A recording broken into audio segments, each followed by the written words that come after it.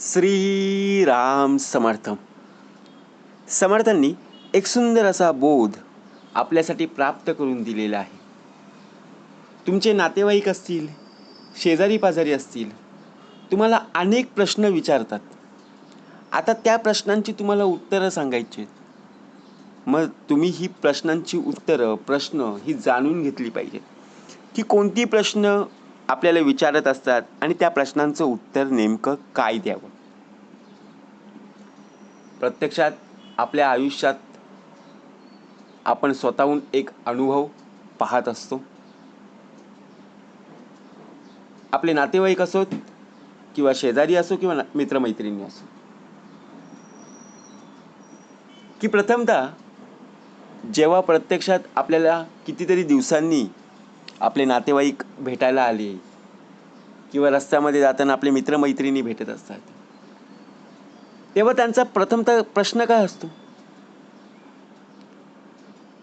तू कसा आहेस ते नाही विचारणार. तू काय करतोस, तुला किती पेमेंट आहे हे विचारतात. बरोबर की नाही? तुमच्या बाबतीत नसेल पण माझ्या बाबतीत तर नक्कीच आहे. मग आता काय सांगायचं? मी काय करतोय, कुठलं काम करतोय, मला किती पेमेंट आहे, मला किती पगार आहे. काही वेळा हा प्रश्न बघा प्रत्यक्षात मुद्दामून विचारला जातो. जर आपण एखादं नवीन घर बांधलं तर लगेच आजूबाजू लोकांची बघा चौकशी सुरू होत असते. आपले नातेवाईकांची चौकशी सुरू होते की एवढं मोठं काम केलंय, 3 मजली बघा उत्तम प्रकारे बिल्डिंग प्रमाणे बांधलंय, म्हणजे हा चांगल्या कंपनीमध्ये काहीतरी उत्तम प्रकारे काम करत असेल, याला पगार उत्तम प्रकारे प्राप्त होत असेल. एखादी नवीन गाडी घेतली असेल तर तोच प्रश्न, काय हो मग पगार किती आहे, मग कशी गाडी घेतली, लोनवर घेतली का डायरेक्ट पैसे भरून. म्हणजे असे प्रश्न मनाला स्वतःहून बघा प्रत्यक्षात आपल्याला एखादी शेजारची व्यक्ती असो किंवा नातेवाईक आपल्याला प्रश्न विचारतात की नाही. मग आपण आपल्या आयुष्यात काय प्रगती केलेली आहे, कशा प्रकारे आपण ते घर बांधलेलं आहे, कशा प्रकारे आपण गाडी खरेदी केलेली आहे, ते आपल्यालाच माहीत असतं. अशा वेळी बघा स्वतःहून स्वतःला हसू येतं. बरोबर की नाही? परंतु काही वेळा काय होतं, तोच त्रास आपल्याला होत असतो की बाबा आता गाडी तर घेतली परंतु याचे हप्ते आपल्याला भरायचे. मग असा प्रश्न पडल्यावर नेमकं उत्तर काय द्यायचं? प्रश्न तर विचारलेले आहेत. साधं सरळ उत्तर देणं.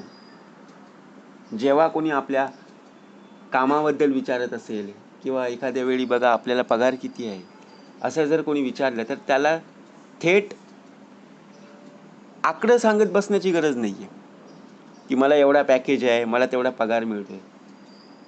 बघा अगदी साध्या आणि सरळ भाषेमध्ये त्यांना उत्तर सांगायचं. देवाची कृपा आहे, जेवढं मिळतं त्यामध्ये आम्ही समाधानी आहोत. बरोबर की नाही? मग प्रत्यक्षात पुन्हा समोरची व्यक्ती आपल्याला पगार विचारायचं धाडस करणार नाही. आणि आपण जास्त जर बोलायला गेलो की बाबा मला एवढा मोठा पॅकेज आहे, बघा आपण घेतलेली असते गाडी हप्त्यावर, आणि जर आपण सांगितलं नाही आम्ही पैसे भरून घेतले, मला एवढा भला मोठा पॅकेज आहे, मग नंतर लोकांना जेव्हा कळतं ना तेव्हा त्यांना वाटतं की नाही ही व्यक्ती माझ्याशी खोटं बोलली. म्हणजे तेव्हा लोक बघा मत्सर करत राहतात, टिंगलटवाळी करत राहतात. म्हणून यातून आपण कुणालाही दुखवायचं नाही. जे सत्य आहे ते सत्यपणाने सांगणं फार गरजेचं आहे. एखाद्या वेळी कोणी पगाराविषयी विचारत असेल, कुठल्याही एखाद्या कामाबद्दल विचारत असेल तर त्यांना आहे ना रागाने कधी उत्तर देऊ नका. तुम्हाला हिंमत कशी झाली माझा पगार विचारायची? अहो त्यांनी विचारलंय काय काम केलं, तुम्ही एवढं भलं मोठं घर बांधलंय, एवढी मोठी बिल्डिंग बांधली. मग त्यांना सुद्धा प्रश्न पडला असेल बाबा यांनी काय काम केलंय, कशा प्रकारे काम केलं, यांच्याकडे एवढा पैसा आला कसा. तर तिथे आहे ना विनोदी पद्धतीने उत्तर दे.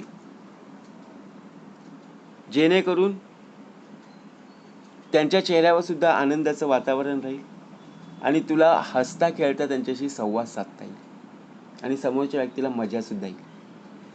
म्हणून वातावरण पूर्ण हलकं फुलकं बनवा, जेणेकरून कोणी विचारलं काय हो तुम्हाला किती पैसे मिळत आहेत, तर आपण हसून म्हणावं इतकं मिळतं की महिन्याअखेर कोणाकडे हात पसरायची गरज पडत नाही.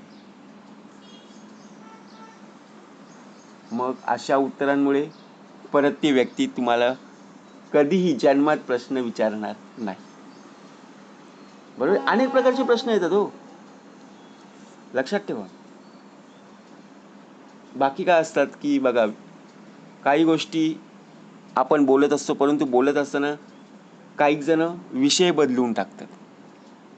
आता दोन व्यक्ती एकमेकांशी बोलत आहे, तिसरी व्यक्ती जेव्हा आपल्याला येताना दिसते तेव्हा बघा आपण बोलतो ना, अरे हे आपल्यामध्येच ठेवा, जी व्यक्ती येते ना त्या व्यक्तीच्या समोर काही बोलू नको. म्हणजे विषय आता बदलवतात. म्हणजे प्रत्यक्षात काय होतं, कोणाला कसं प्रश्न विचारावे, कोणाला काय उत्तर द्यावं हे सुद्धा आपणच ठरवत असतो. म्हणून कुणालाही प्रत्यक्षात बघा, ज्याप्रमाणे योग्य प्रकारे तुम्ही वेळ देत असता, तर नक्कीच त्या वेळेवर तुम्हाला हजर राहणं फार गरजेचं आहे. यातून काय होतं, जर एखाद्या व्यक्तीने तुम्हाला त्या टायमावर बोलवलेलं आहे आणि त्या टायमावर जर तुम्ही गेलात नाही, तर तुम्ही अनेक प्रकारचे प्रश्न त्यांच्यासमोर उपस्थित करता. मग समोरची व्यक्ती काय विचार करते, अरे ही आली व्यक्ती लेट, आता यांचे प्रश्न सुरुवात झाली. मग समाधानकारक उत्तर त्यांना प्राप्त होत नाहीये. म्हणून कामात आनंद ठेवा, नवीन काम दररोज शिका आणि समोरची बघा जी व्यक्ती बोलत आहे ते नीट ऐकण्याचा प्रयत्न करा. सकारात्मकता दृष्टिकोन आपल्यामध्ये असणं आवश्यक आहे. वातावरण हलकं फुलकं कसं राहील याच्याकडे विचार कर. कारण आपण बघा प्रत्यक्षात जर पाहायला गेलो ना, उत्तर टाळण्यासाठी हुशारी वापरणं कधी कधी बघा शहाणपणाचं लक्षण ठरू शकतं. म्हणजे काय, हुशारीने आपण उत्तर टाळू शकतो, बरोबर आहे, परंतु ते उत्तर आपल्याला देणं गरजेचंच असते. त्याविषयी पुन्हा पुन्हा लोक चर्चा करत असतात. मग आपण काय विचार करतो, अरे हा विषय इथं थांबवला पाहिजे आता, मग कुठल्या तरी नवीन गोष्टीबद्दल बोलण्याचा आपण प्रयत्न करत असतो, परंतु लोक पुन्हा पुन्हा तेच प्रश्न विचारतात. मग आपल्यामधला संयम तुटतो. मग अशा वेळी हुशारीने जर आपण वागलो नाही, तर प्रश्न विचारणारा हा नक्की समजून घेत असतो की यांचे विचार काही बदललेले दिसत नाही. म्हणून जे आहे ते सत्यपणाने सांगणं फार गरजेचं आहे. समोरची व्यक्ती कितीही तुला प्रश्न विचारू दे, त्यांना त्याचं उत्तर देणं फार गरजेचं आहे. कुठल्याही व्यक्तीला जर उत्तर देता येत नसेल तर त्यांना सांगा की बाबा मला या प्रश्नाचं उत्तरच माहीत नाहीये, आणि जर माहिती असेल तर उघडपणाने सांगा, बरोबर की नाही. त्यामध्ये काही लपवू नका. कारण संयमाने आणि हसतमुखाने जर तुम्ही उत्तर देत असाल तर तुमच्या आयुष्यामध्ये अनेक प्रकारची माणसं तुम्हाला पाहायला मिळतील. परंतु काही वेळेला जर आपण अशी उत्तरं दिली ना, चुकीची उत्तरं दिली, खोटी उत्तरं दिली, तर आपल्यामध्ये राग पण तेवढाच येतो. दुसरी गोष्ट म्हणजे चिंता आपल्याला सतावत असते. मग अशा वेळी आपलं मन शांत ठेवणं गरजेचं आहे. आणि बघा प्रत्यक्षात समोरची व्यक्ती जेव्हा प्रश्न विचारायला सुरुवात करेल ना, तेव्हा जास्त वेळ त्या व्यक्तीसमोर राहू नका. तिथून जास्तीत जास्त निघण्याचा प्रयत्न करा. कारण का, आपल्याला सुद्धा काम आहे, आपण सुद्धा बिझी आहोत असं दाखवण्याचा प्रयत्न करा. जर तुम्ही त्यांच्याशी गप्पा मारत राहिले तरी सुद्धा ती व्यक्ती पुढे जाऊन काय विचार करेल, अरे ही व्यक्ती मला एवढं सांगत होती की माझ्याकडे खूप वेळ कमी आहे आणि इथे तासनतास माझ्याशी वार्ता करत बसले.